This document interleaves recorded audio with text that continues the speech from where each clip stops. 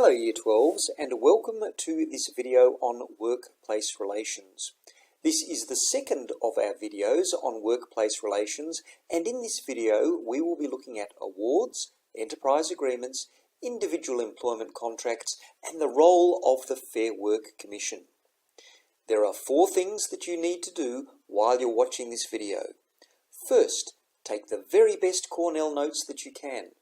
Second, use the pause and rewind functions. Use the pause function if you need to stop this video to take notes. Use the rewind function if you need to go back over any information contained in this video. The third thing that you need to do is to have your vocabulary sheets open in front of you so that you can include in your vocabulary sheets the definitions of key terms and of any other words that you may be unfamiliar with. The fourth and final thing that you need to do is to have your summary books open in front of you. In particular, you will need to include in your summary books a summary of the role of the Fair Work Commission. Once you've finished watching this video, please read the pages from the textbook referred to on this slide. And if you find any additional information that you think is useful, please supplement your Cornell notes with that information. On this slide, I've set out the 2 learning intentions for this video. Make sure that you write these learning intentions down in your Cornell notes. The first learning intention is that you need to be able to explain awards and agreements as methods of determining wages and conditions of work. The second learning intention is that you need to be able to explain the role of the Fair Work Commission. Well, let's get started then. Workplace relations is about the relationship between employers and employees in the workplace. In particular, this relationship involves, firstly, establishing the wages and conditions of employment of employees, and secondly, settling workplace disputes. In this video, we will be focusing on that aspect of workplace relations which involves establishing the wages and conditions of employment of employees. As we've seen in the previous video, the aim or purpose of workplace relations is to achieve the best possible working relationship between managers and employees. This is important because positive workplace relations, that is, a good working relationship between managers and employees, increases employee motivation. And, as we know, employees who are motivated will work harder for the business, and this will result in an increase in the productivity, performance, and profitability of the business. This leads us to the question of how the wages and conditions of employment of employees are established. The Fair Work Act 2009 is a very important piece of legislation which has been passed by the Commonwealth Parliament and which regulates the employment terms and conditions of most employees in Australia. This Act recognises that there are 3 types of arrangements under which an employee can be employed. These are under an award, under an enterprise agreement, or under an individual employment contract with the employee's employer. However, irrespective of whether an employee is employed under an award, under an enterprise agreement, or under an individual employment contract, that employee is entitled to certain minimum employment conditions. These minimum employment conditions are set out in the National Employment Standards. We're now going to look at each of the National Employment Standards, awards, enterprise agreements, and individual employment contracts in a bit more detail. Let's start off by looking at the National Employment Standards. The National Employment Standards, which are contained in the Fair Work Act 2009, set out 10 minimum employment entitlements for all employees. These 10 minimum employment entitlements form a safety net. This is because an award, enterprise agreement, or individual employment contract can set out more favourable entitlements for employees than those set out in the National Employment Standards, but an employee cannot be employed on terms and conditions that are less favourable than those set out in the National Employment Standards. On this slide, I've set out some of the more important minimum employment entitlements that employees have under the National Employment Standards. First, full-time employees can only be required to work a maximum of 38 hours per week, plus reasonable additional hours. What is reasonable depends upon the circumstances. So, for example, an employee in the retail trade may be required to work additional hours over particularly busy periods such as the Christmas period. Second, all employees are entitled to 12 months unpaid parental leave. That is, where the employee or the employee's partner gives birth to a baby, then the employee is entitled to take up to 12 months leave from work, but that leave is unpaid. Third, full-time employees are entitled to 4 weeks paid annual leave per year. Part-time employees are also entitled to annual leave, but their annual leave entitlement is prorated. This means that, for example, if a part-time employee works half the hours of a full-time employee, then that part-time employee is entitled to 2 weeks paid annual leave per year. Fourth, full-time employees are entitled to 10 days paid sick leave per year. Again, for part-time employees, their entitlement to sick leave is prorated. So a part-time employee who works half the hours of a full-time employee would be entitled to 5 days paid sick leave per year.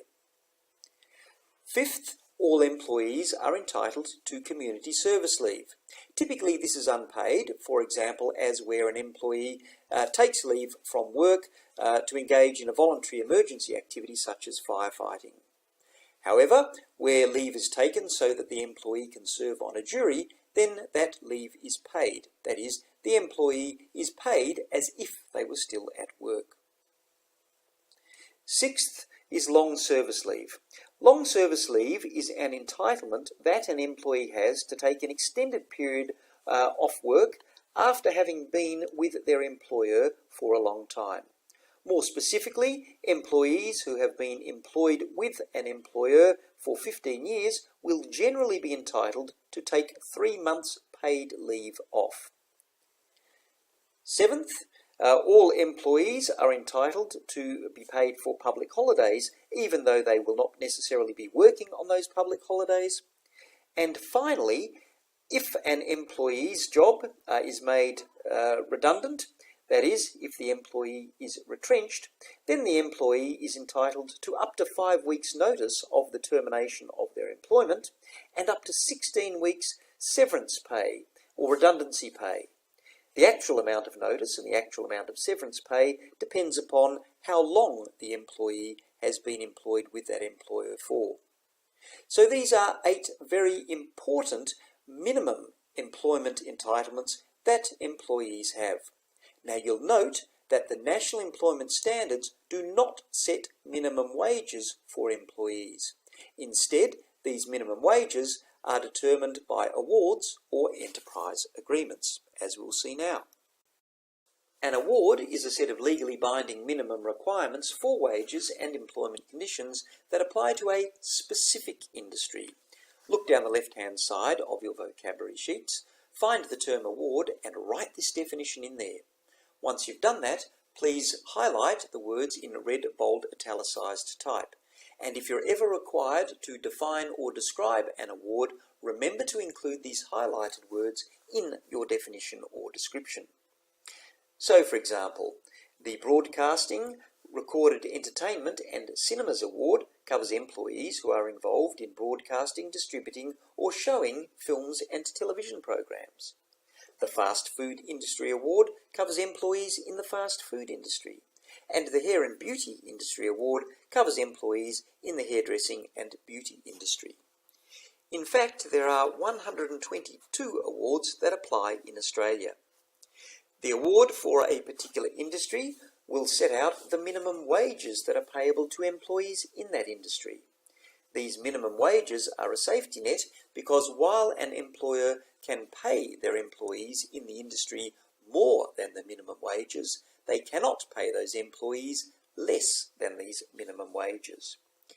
In addition, the award for a particular industry will set out other employment conditions for employees in that industry. These conditions might relate to matters such as overtime and penalty rates, allowances, for example meal breaks, and annual and holiday leave entitlements. Finally, the award for an industry will set out procedures for the resolution of grievances, that is, for the resolution of disputes between an employee and their employer, as well as procedures for the termination of the employment of employees in that industry. Now, as I've said, the employment entitlements under an award must be equal to or better than the minimum employment entitlements under the National Employment Standards. Most of the 122 awards were initially made by the government in 2010 when the Fair Work Act came into operation. However, in accordance with the Fair Work Act, these awards are reviewed every 4 years by the Fair Work Commission. The Fair Work Commission is the Commonwealth Government Workplace Relations Regulator, and we'll be looking at the role of the Fair Work Commission in more detail in a moment. However, for present purposes, it's sufficient to understand that every 4 years the Fair Work Commission will review these awards and can make changes to them. Now, the terms and conditions of employment of employees in an industry are, as I've said, determined by the award that applies to that industry unless that employee is instead covered by an enterprise agreement. And we'll now look at enterprise agreements. An enterprise agreement, sometimes also called a collective agreement, is an agreement that is made between an employer and its employees, typically represented by their union, about wages and employment conditions that apply at a specific workplace. An enterprise agreement is made through the process of collective bargaining, which we looked at in the last video. Look down the left-hand side of your vocabulary sheet, find the term enterprise agreement and write this definition in there. Once you've done that, please highlight the words in red, bold, italics type. And if you're ever required to define or describe an enterprise agreement, then make sure that you include these highlighted words in your definition or description. There are thousands of enterprise agreements that apply to individual workplaces across Australia. As I've said, where an enterprise agreement applies to employees in a workplace, then the enterprise agreement applies instead of the award that would otherwise cover employees in that industry. However, there are two important safeguards that apply in relation to enterprise agreements. Firstly, the employee entitlements under an enterprise agreement must be equal to or better than the minimum employment entitlements under the National Employment Standards. Secondly, the wages that are payable under an enterprise agreement must not be below the minimum wages that are specified in the award that covers employees in the relevant industry. You'll remember that I've referred to the minimum wages specified in an award as a safety net, and that's because an employer cannot pay their employees in a particular industry wages that are below the minimum wages specified in the applicable award. For an enterprise agreement to come into operation, it must be approved, firstly, by the majority of employees who are going to be covered by the enterprise agreement, and secondly, by the Fair Work Commission. As I've said, we'll be looking at the role of the Fair Work Commission in a bit more detail later on. However, for present purposes, it's sufficient to note that one of the roles of the Fair Work Commission is to approve enterprise agreements. The Fair Work Commission will only approve an enterprise agreement if it's satisfied that each employee who is covered by the enterprise agreement will be better off overall than under the award that would apply to that employee in the absence of the enterprise agreement. So, for example, suppose that an award provides for employees in a particular industry to be entitled to 5 weeks annual leave. It may well be that in the process of negotiating an enterprise agreement, the employees and the employer agree that the employees will only have 4 weeks annual leave, but that they will receive higher pay. In this case, even though the employee's annual leave entitlements under the enterprise agreement are less than the employee's annual leave entitlements under the award, their pay is better than the pay that would be paid to them under the award.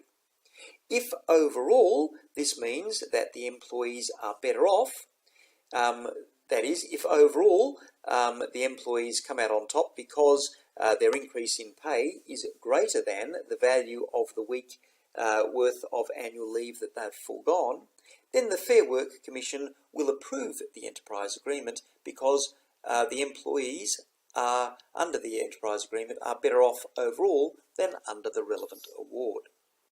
This slide sets out a few more important points about enterprise agreements. First, the maximum period for an enterprise agreement is 4 years.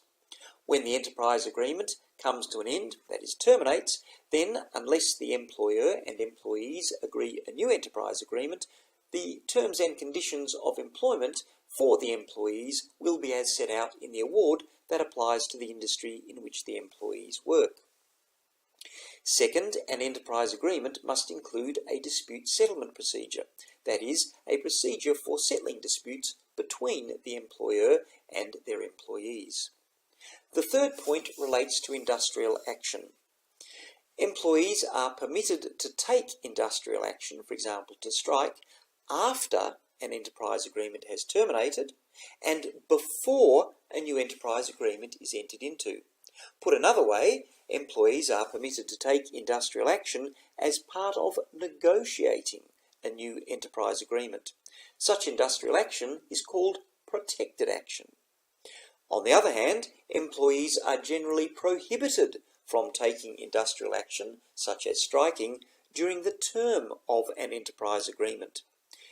Such industrial action is called unprotected action because if employees do take industrial action during the term of an enterprise agreement, then the employer may take legal action against them, and this legal action may result in the employees being ordered to return to work or in the employees having to pay compensation to the employer for going on strike. This then brings us to individual employment contracts.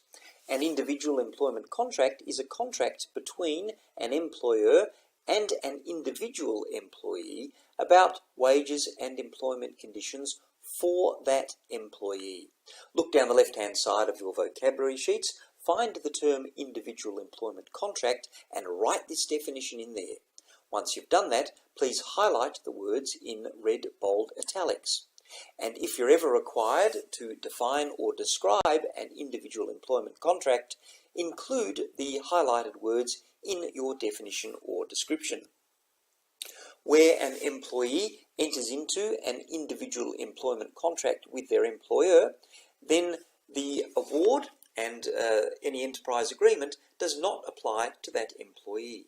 Instead, the terms and conditions for that employee are as set out in their individual employment contract. However, there are two important safeguards that apply in relation to individual employment contracts. First, the employee entitlements under the individual employment contract must be equal to or better than the minimum employment entitlements under the National Employment Standards. And second, the wages and employee entitlements that the employee has under their individual employment contract must be equal to or better than those specified in the award that applies to the industry in which the employee works, or in any enterprise agreement that applies to other employees at the workplace where the employee works. Now, there are some employees who are not covered by an award or by an enterprise agreement, and therefore they don't have the benefit of a minimum wage being set by an award or an enterprise agreement that applies to them. In such a case, those employees are entitled to be paid the national minimum wage.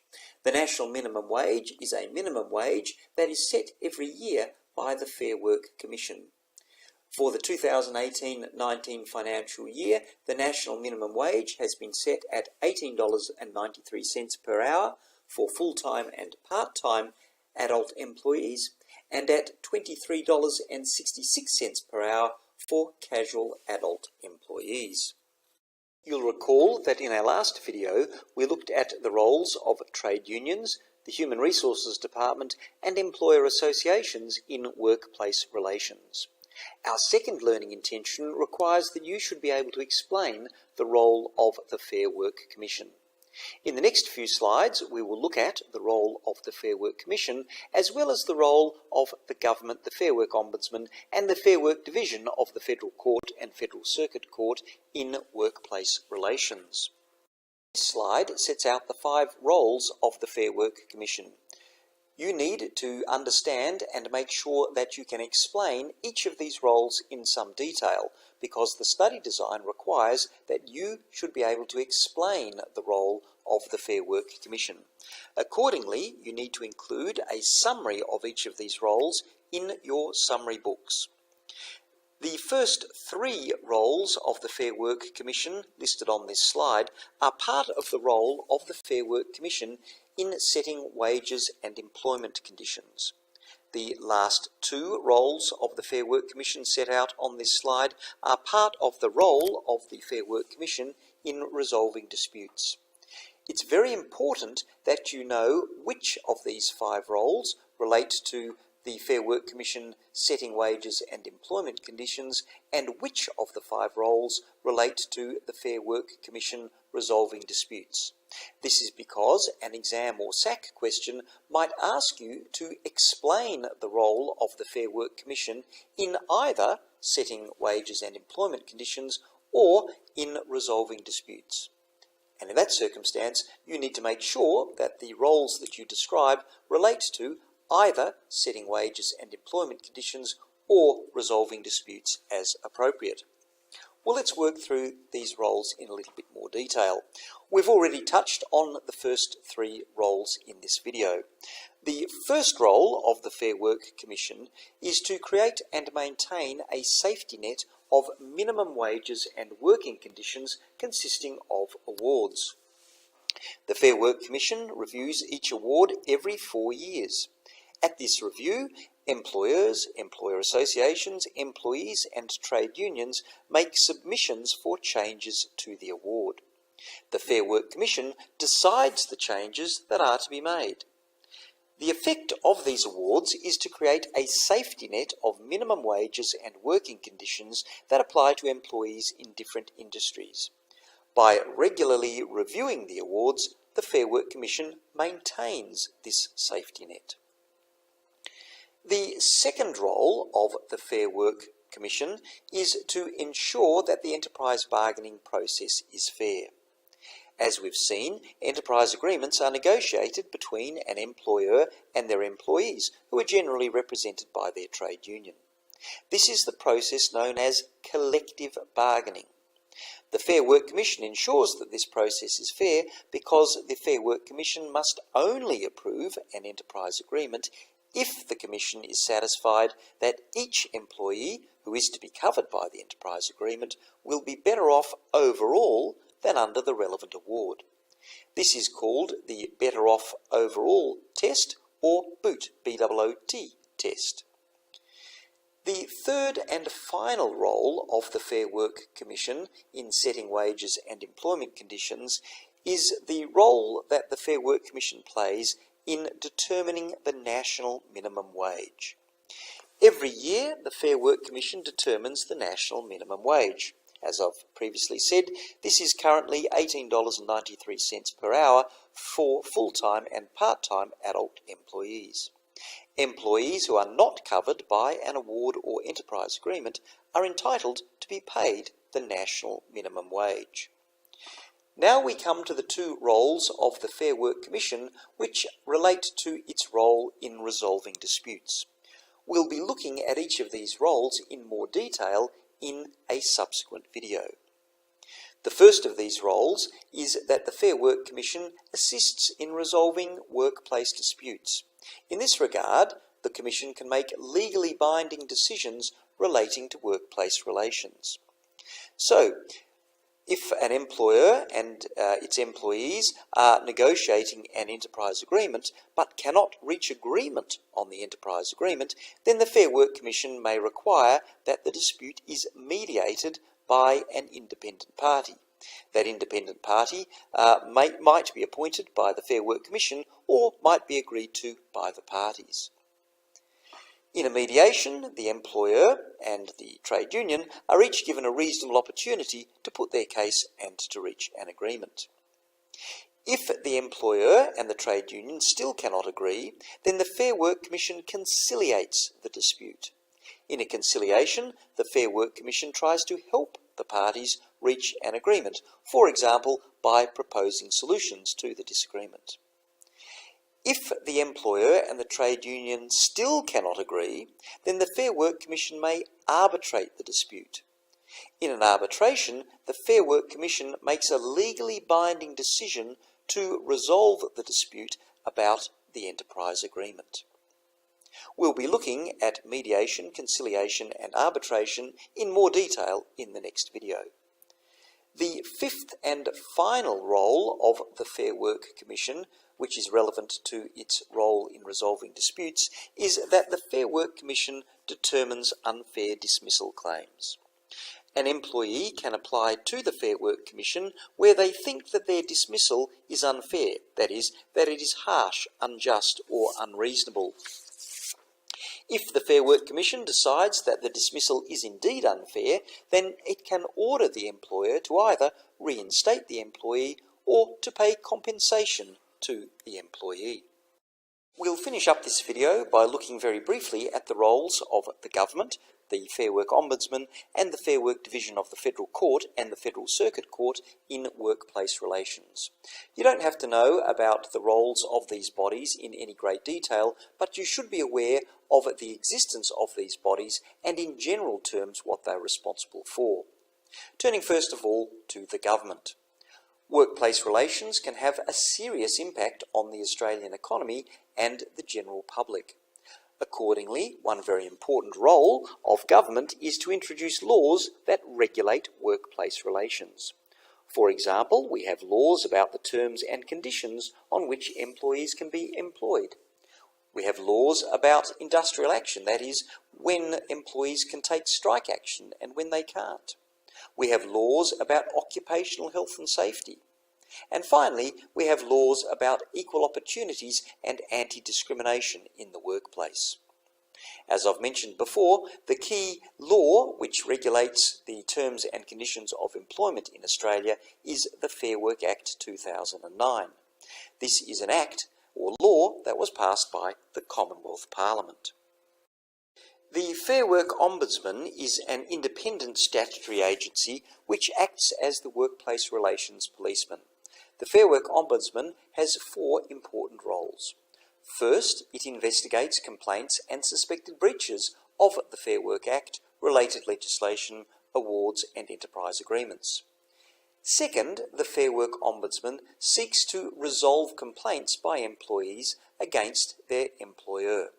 It can't require employees and employers to resolve their dispute, but it can help them to come to some sort of agreed resolution. Thirdly, the Fair Work Ombudsman takes court action to enforce the Fair Work Act, related legislation, awards and enterprise agreements. And finally, the Fair Work Ombudsman provides assistance and education to both employers and employees about the entitlements of employees regarding pay and workplace conditions. Finally, we have the Fair Work Division of the Federal Court and of the Federal Circuit Court. The role of these courts is to determine whether there have been breaches of the Fair Work Act, related legislation, awards or enterprise agreements. So, for example, it may be that the Fair Work Ombudsman brings a case to the court in which it alleges that an employer has breached the Fair Work Act.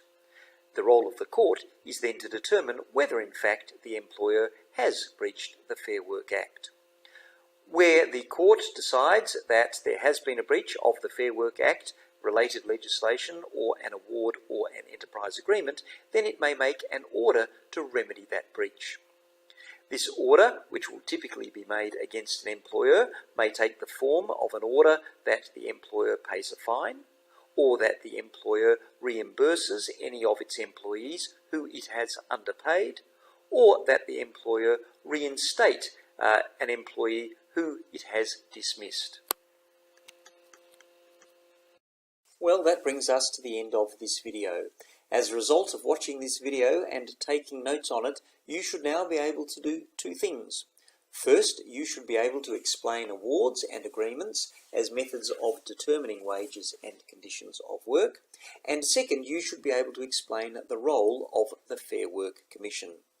Please make sure that you read the pages from the textbook referred to on the first slide. And if you find any additional information that you think is useful, then supplement your Cornell notes with that information. Thank you for your attention.